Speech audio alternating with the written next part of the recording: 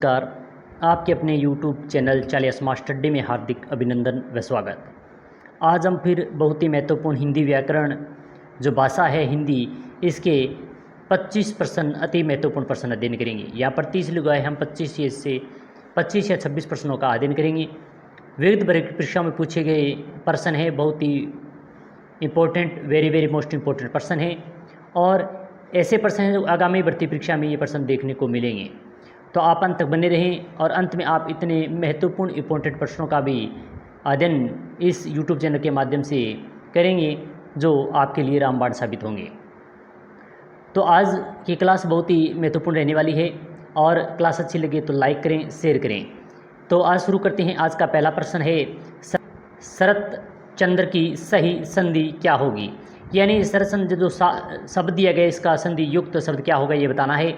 पहला है शरद चंद्र, दूसरा है शरद चंद्र और तीसरा है शरद चंद्र और चौथा है यानी डी है शरचंद्र। तो इसका हम अगर संधि युक्त इसमें करेंगे और व्यंजन संधि है इसमें, तो इसका सही बनेगा शरचंद्र, यानी दो बीच में च आएंगे, डबल आधा च और पूरा, तो सी ऑप्शन इसका सही उत्तर होगा। बहुत ही महत्वपूर्ण इंपॉर्टेंट प्रश्न था। संख्या 2 है, उपस्थित का विलोम शब्द है परोक्ष, बी है गोपनीय, सी है अनुपस्थित और डी है अदृश्य। तो प्रश्न संख्या 2 दिया गया है, वेरी मोस्ट इम्पोर्टेंट है। तो इसका सही उत्तर होगा उपस्थित का विलोम होता है अनुपस्थित, यानी सी ऑप्शन इसका सही उत्तर है। प्रश्न संख्या 3 है, निम्नलिखित वाक्यों में से कौन सा वाक्य अशुद्ध है। ए दिया गया है मैं तुम्हें बता दूंगा, ये तो शुद्ध है। बी है मोहन और उसका पुत्र व्यस्त है, ये भी सही है। और 3 नंबर है, वह अपना चश्मा भूल गया, ये भी शुद्ध है। हमारे प्रांत के लोग मेहनती है, ये अशुद्ध दिया गया है। हमारे और प्रांत के लोग, तो प्रांत के लोग मेहनती है ऐसे शुद्ध होगा। तो ऑप्शन संख्या जो डी है वह अशुद्ध दिया गया है, बाकी तीनों ही शुद्ध शब्द थे। तो इसका प्रश्न संख्या 3 का डी ऑप्शन सही उत्तर होगा। प्रश्न संख्या 4 है, निम्नलिखित में से कौन सा व्यंजन संधि का उदाहरण नहीं है। 4 जो दिए गए हैं, जगदम्बा, विद्यालय, संतोष, अहंकार, तो इनमें से व्यंजन संधि का उदाहरण कौन सा नहीं है ये बताना है। तो प्रश्न संख्या 4 का सही उत्तर होगा विद्यालय, विद्या धन आल्य स्वर संधि का उदाहरण है। तो इसका बी ऑप्शन इसका सही उत्तर होगा, क्योंकि ये व्यंजन संधि का उदाहरण नहीं है। प्रश्न संख्या 5 है, किस शब्द में अनु उपसर्ग नहीं है। यानी ऐसा कौन सा शब्द है जिसमें अनु उपसर्ग नहीं दिया गया है। अन्वेषण, अनुरित, अनुवर, अनुन्य। तो प्रश्न संख्या जो 5 दिया गया है बहुत ही महत्वपूर्ण इंपॉर्टेंट है, जिसमें अनु उपसर्ग जो नहीं है, अनुवर्मी या अन्य उपसर्ग है इसमें। तो डी सी ऑप्शन इसका सही उत्तर होगा, क्योंकि अनुवेषण में अनुधन एषण इसमें अनुपसर्ग है। अनुरित में अनु धन उरित, यानी इसमें भी अनु की मात्रा नु की मात्रा बड़ी होने के कारण उ का अनुधन उरित होगा। और अनुन्य में अनुधन्य इसमें भी है, मगर जिसमें अनुवर में ये ऐसा दिया गया है जिसमें अनु उपसर्ग नहीं है, तो सी ऑप्शन इसका सही उत्तर होगा। प्रश्न संख्या 6 है, हार में कौन सा उपसर्ग जुड़कर द्वारपाल का अर्थ देता है। हार में ऐसा कौन सा उपसर्ग जोड़ेंगे जिसका अर्थ होगा द्वारपाल, प्रति, आ, वी और नी। तो प्रश्न संख्या 6 है, इसका सही उत्तर होगा प्रति। प्रति धनहार, प्रतिहार और प्रतिहार का अर्थ होता है द्वारपाल। तो ए ऑप्शन इसका सही उत्तर है प्रश्न संख्या 6 का। प्रश्न संख्या 7 दिया गया है, द्रौपदी का चीर मुहावरे का सही अर्थ है बहुत पवित्र, ऐसी वस्तु जो समाप्तहीन न हो। सी है अत्यधिक कुरूप और डी है लज्जाहरण।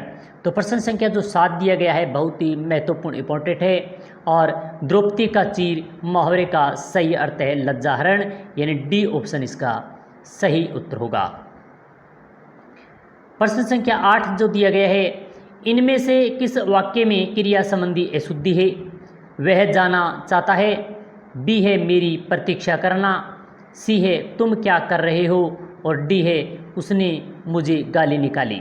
तो इनमें से वाक्य में क्रिया संबंधी अशुद्धि है जो किसी काम का करना या होना पाया जाता है उसे क्रिया कहते हैं।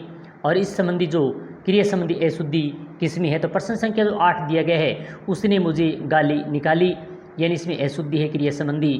तो डी ऑप्शन इसका सही उत्तर होगा। प्रश्न संख्या 9 है, देशभक्ति शब्द में कौन सा समास है? अव्ययीभाव समास, तत्पुरुष समास, बहुव्रीहि समास और द्वंद्व समास। देशभक्ति और देशभक्ति, देश के लिए जो भक्ति होती है, प्रश्न संख्या 9 उसमें तत्पुरुष समास होता है। बी ऑप्शन इसका सही उत्तर है। देशभक्ति में जो समास है वो तत्पुरुष समास है। प्रश्न संख्या जो 10 दिया गया है, आकाश में चंद्रमा चमक रहा है, रेखांकित शब्द में पर्यायवाची निम्न में से नहीं है। आकाश का या अंडरलाइन दिया हुआ आकाश, आकाश का पर्यायवाची कौन सा नहीं है ये बताना है। ए है व्योम, बी गगन, सी रसाल और डी नभ। तो आकाश का जो पर्यायवाची नहीं है वो है रसाल, यानी ऑप्शन संख्या सी इसका सही उत्तर होगा। प्रश्न संख्या 11 है, किस क्रमांक में मूल शब्द और प्रत्यय सही सही अलग हैं? यानी ऐसा कौन सा है जो मूल शब्द और प्रत्यय दोनों सही रूप में व्यक्तित किए गए हैं? तो प्रश्न संख्या 11 में लुटेरा, लूट धन एरा, बचपन, बच धनपन, खेवैया, खेना, धनवैया और लड़ाकू, दन लड़ धन आकू। तो ये लड़ाकू जो दिया गया है वो शुद्ध है, यानी डी ऑप्शन इसका सही उत्तर होगा, क्योंकि लड़ धन आकू यानी ये शुद्ध शब्द है, इसमें मूल शब्द और प्रत्यय सही हैं। प्रश्न संख्या जो 12 दिया गया है, निम्नलिखित में से कौन सा उपसर्ग अरबी भाषा का नहीं है? प्रश्न संख्या जो 12 दिया गया है, इसमें अरबी भाषा का उपसर्ग कौन सा नहीं है? बे, कम, हम, भर। तो प्रश्न संख्या जो 12 दिया गया है, भर जो दिया गया है वह अरबी भाषा का उपसर्ग नहीं है, इसका डी ऑप्शन सही उत्तर होगा। प्रश्न संख्या 13 है, लाभ ही लाभ अर्थ के लिए सही लोकोक्ति है, यानी ऐसा कौन सी लोकोक्ति जो सही दी गई है लाभ ही लाभ के अर्थ में? ए है पांचों उंगलियां घी में, बी है पांचों उंगलियां बराबर नहीं होती, सी है नेकी कर और दरिया में डाल और डी है नेकी और पूछ पूछ। तो लाभ ही लाभ में पांचों उंगलियां घी में, यानी ए ऑप्शन इसका सही उत्तर है। प्रश्न संख्या जो 14 दिया गया है, अच्छा प्रश्न है, यदि मन लगाकर काम करोगे तो सफलता प्राप्त करोगे। वाक्य में प्रकार बताया गया है, तो इसमें कौन से प्रकार का वाक्य है कि यदि मन लगाकर काम करोगे तो सफलता प्राप्त करोगे? साधारण वाक्य, मिश्र वाक्य, संयुक्त वाक्य, उक्त सभी वाक्य। तो प्रश्न संख्या 14 दिया गया है, इसका सही उत्तर होगा ये मिश्रित वाक्य है, यानी ऑप्शन संख्या जो बी दिया गया है 2 नंबर वह सही उत्तर है प्रश्न संख्या 14 का। प्रश्न संख्या 15 है, निम्नलिखित में से तत्पुरुष समास का उदाहरण है? आशातीत, यथाशक्ति, प्रतिदिन, आमरण। तो प्रश्न संख्या जो 15 दिया गया है, तत्पुरुष समास का उदाहरण आशातीत सही उत्तर होगा, यानी ए ऑप्शन इसका सही उत्तर है, यही तत्पुरुष समास का उदाहरण है। बाकी प्रतिदिन में अव्ययीभाव समास है, यथाशक्ति शक्ति के अनुसार इसमें भी अव्ययीभाव समास है, आमरण इसमें भी अव्ययीभाव समास है। तो आशातीत दिया गया है उसमें तत्पुरुष समास है। प्रश्न संख्या 16 है, सरस का विलोम शब्द है नीरस, निर्ज, निरही और दुर्गम। तो सरस का विलोम शब्द है कौन सा ये बताना है? तो सरस का विलोम होगा नीरस, यानी ऑप्शन संख्या जो ए है इसका सही उत्तर होगा प्रश्न संख्या 16 का। प्रश्न संख्या 17 जो दिया गया है, सोने में सुगंध मुहावरे का सही अर्थ है। सोने में सुगंध मुहावरे का सही अर्थ क्या होगा? सुगंधित युक्त आभूषण, सुंदर आभूषण, सुंदर वस्तु में और गुण होना, सुगंधित होना। तो प्रश्न संख्या जो 17 दिया गया है इसका सही उत्तर होगा सुंदर वस्तु में और गुण होना, यानी सी ऑप्शन इसका सही उत्तर है। सोने में सुगंधित मुहावरे का अर्थ है सुंदर वस्तु में और गुण होना। प्रश्न संख्या 18 है, अग्नि का प्राय नहीं है मयूख, पावक, वहीन, कृषाणु। तो अग्नि का प्राय नहीं है, यानी प्रायवाची कौन सा नहीं है ये बताना है। तो प्रश्न संख्या 18 जो मयूख दिया गया है ये अग्नि का प्रायवाची नहीं है, ऑप्शन संख्या ए इसका सही उत्तर होगा। पावक, वहिनी और कृषाणु ये सभी अग्नि के प्रायवाची शब्द हैं। प्रश्न संख्या 19 है, रामायण शब्द में प्रयुक्त प्रत्यय कौन सा है? आयन, अयन, यन, यण। रामायण शब्द में प्रयुक्त प्रत्यय बताना है, और रामायण शब्द में प्रत्यय जो दिया गया है वह अयन है, यानी ऑप्शन संख्या बी इसका सही उत्तर है प्रश्न संख्या 19 का। प्रश्न संख्या 20 है, निम्न में से कौन सा शब्द निशंस का पर्यायवाची नहीं है? सुरक्षित, निर्भय, निश्चित, इसमें सी आएगा, और निसंग। तो प्रश्न संख्या जो 20 दिया गया इसका सही उत्तर होगा निसंग, यानी ऑप्शन संख्या डी इसका सही उत्तर होगा। प्रश्न संख्या 21वां है, बैठ गए सब तरु छाया में पंक्ति में रेखा के शब्दों का शुद्ध रूप क्या होगा? बैठ गए तरु छाया में। तो इसका जो तरु छाया जो दिया गया है ये अंडरलाइन है, इसका शुद्ध रूप क्या होगा ये बताना है। ए है तरु छाया, तरु छाया, तरु छाया और तरु छाया। तो प्रश्न संख्या जो 21 दिया गया है इसका सी ऑप्शन तरु छाया यानी च आधा आएगा, यानी ऑप्शन संख्या सी इसका सही उत्तर होगा प्रश्न संख्या 21 का। प्रश्न संख्या 22 है, प्रसिद्ध उपन्यास गोदान के लेखक हैं शरतचंद्र, बी है प्रेमचंद, सी है अमृता प्रीतम और डी है युक्त में से कोई नहीं। प्रसिद्ध उपन्यास है गोदान, आपने बहुत सुना होगा इसके बारे में। तो इसके लेखक हैं प्रश्न संख्या 22 का, तो वो हैं प्रेमचंद, यानी ऑप्शन संख्या बी इसका सही उत्तर है। प्रश्न संख्या 23वां है, कर्मधारय समास का उदाहरण नहीं है। ऐसा कौन सा है जो कर्मधारय समास का उदाहरण नहीं है?